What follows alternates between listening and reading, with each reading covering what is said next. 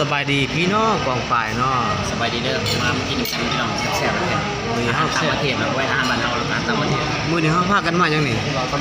มากินอาหารนะพี่น้องมากิน พิซซ่าฮัท คนบ้านนอกมากินอาหารในเมืองจะมือหนึ่งไว้ เอ้ยบ่เคยกินจักเทื่อพี่น้องเอ้ยเบิ่งนั่นๆๆที่บอกก่อนแล้วก็ว่าเดี๋ยวนี้เลย นี่ยังครับคนถึงกินเพื่อเลยพี่น้องเลยเดี๋ยว ทีมงาน ทีมเลย นี่อาจารย์พามากินพิซซ่าสิกินเป็น เขาพี่น้องมีพวกเขา กินเป็นนะเพิ่นนี่บ่ได้บัดนี้พี่น้องเพิ่นเฮ็ดอะไรทั้งนั้น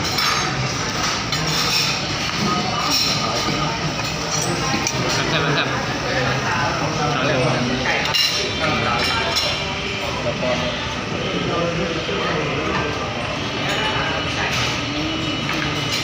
กับตัวชิมเลย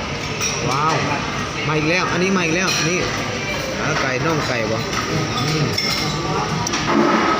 เป็นตะกินอยู่เลย ตอนรีวิวอาหารนี่อาหารในเมืองพี่น้องอันนี้ข้าวจีจากว่าว่าพี่น้องว่าเป็นเตี๋ยมาบ่เคยกินนะเจ้าทำไมบ่เคยกินมาแต่เทื่อเด้อเพราะว่าแต่บ้านนอกกันอันยังไงนี่เละนี่ บ่เคยกินจ้าเกือพี่น้องเลย ทานในเมืองเพิ่นจะกินนะพี่น้องเอามาเลยจะเป็นคนดังเสือครับพี่ติดตามเป็นปีในซองคอยได้เอาลงมาได้คนติดตาม 2,000 เลยนะ คอยกินคอยยำเด้อพี่น้องเด้อคอยกินอย่างเดียวเด้อ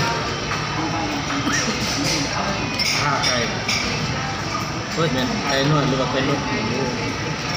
อ่ะพวกกันสนิทก่อนเนาะพี่น้องเนาะน้อยสิบ่ทันเขาเจ้าเดี๋ยวเขาจะกินเบิดก่อนเบิ่งกี่ใบเด้อพี่น้องเอาฝากกดไลค์กดติดตามให้แน่เด้อพี่น้อง ไปเลย